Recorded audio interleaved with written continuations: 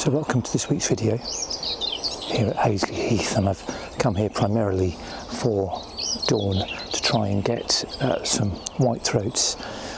The last time I came here they were in this particular area quite regularly, and as soon as I got here I could hear them.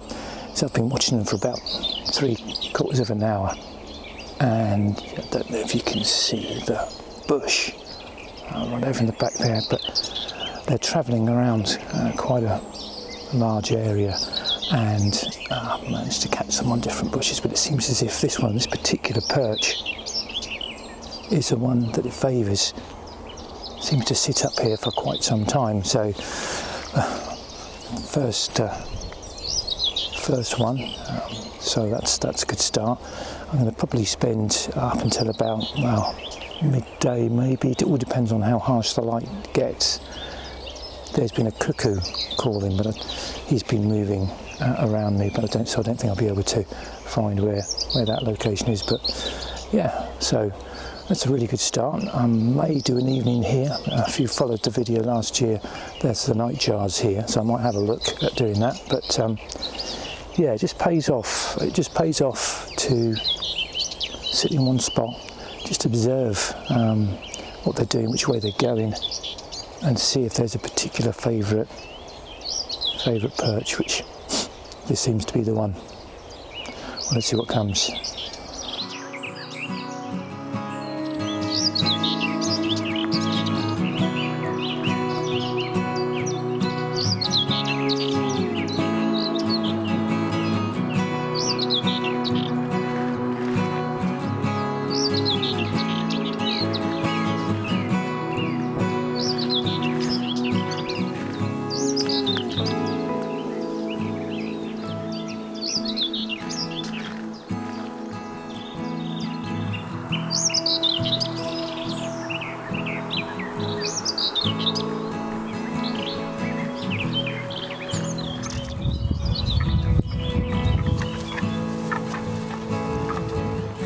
I must admit, it's really quite nice when you sort of have a thought of a plan, what you want to do, and it really just sort of come together, which is fabulous. I spent about an hour and a half, 2 hours with those whitethroats. So I'm hearing some Dartford warblers. I haven't located them as yet, so I'm going to give it 2 or 3 more hours.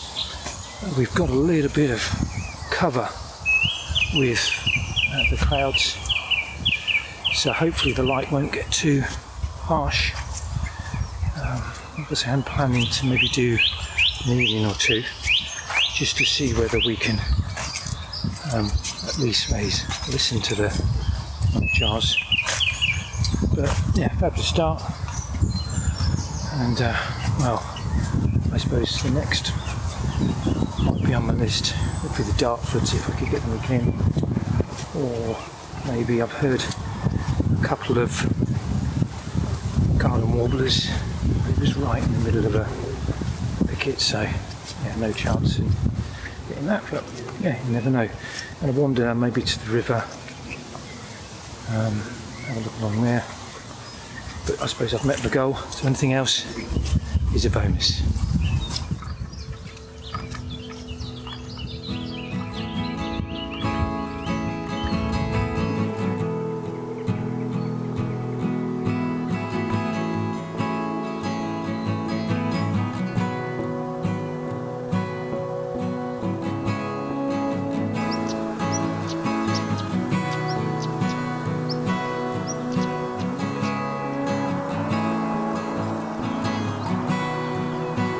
Well, it's getting quite bright now, and I thought I'd stop under the shade of this tree. Well, by these, with so much rain, sort of smallish puddles really, thinking that maybe it might attract some birds. And you've got a little bush which has got pretty dead, and a pretty dead tree as well, just to see whether anything would be attracted by the water and also the perches. And it appears so. There's a family of stone chats that are pretty regularly coming down, and I had a very quick glimpse of the woodlark. There seems to be a bit of a magnet for those at the moment. I was initially trying across the path over there for the Dartford warbler. He kept moving around, didn't manage to go on him, so I don't know, it's getting really quite bright now. I might have one more go at that, but it's just quite nice to rest here under the tree and just see the visitors to this pond. Lovely family of stone chats. The young, they look as if they're still being fed by the adult, but they're using that bush conveniently to perch on, patiently waiting for the adults. Oh, it looks as if we've got some linnets as well.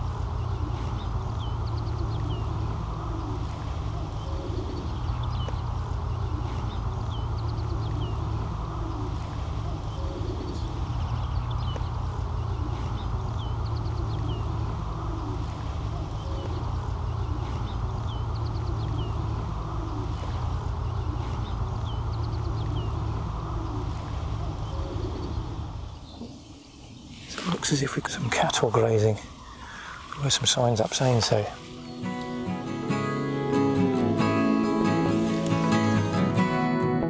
Well, I was not the only one who wished to take advantage of this spot, and as he stared at me, decided that maybe I'd not rested enough, and it was probably their turn to benefit from the shade of the tree.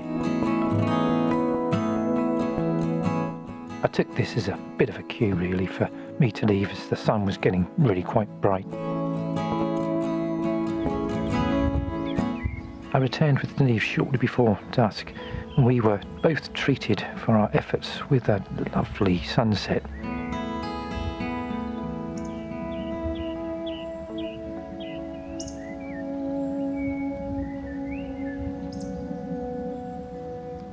And although we heard the occasional burst from the nightjars, our attention was suddenly drawn to these birds circling us, and to our surprise and delight, it was our first sight of the nightjar.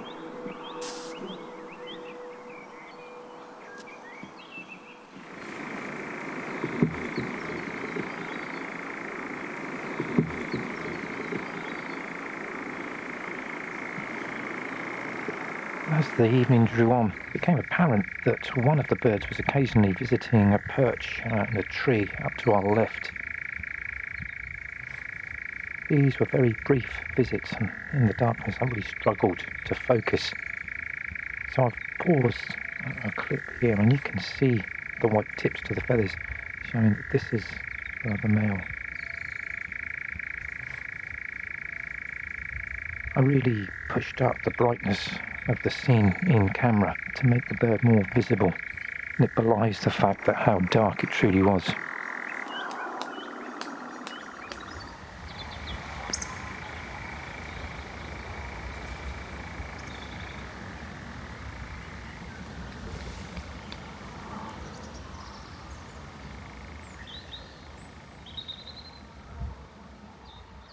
Probably can't do a great deal more because it's getting so dark now.